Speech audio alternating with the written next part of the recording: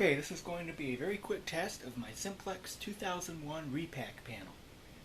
I am very, very happy to own one of these. I never thought I would own one of these at 20 years old, but I have one. These are getting very rare, and this is a true piece of Simplex history. I was given this panel for free from a very generous technician, whom I will also be receiving more panels from in the near future, such as a Simplex 4020, but that will be a video for another day. This panel currently has 6 zones and 2 signal circuits.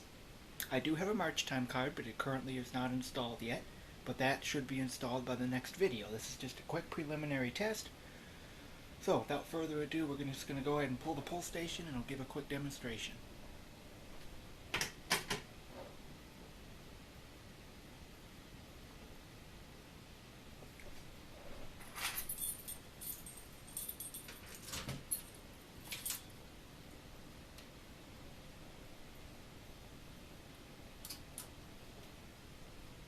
Acknowledged.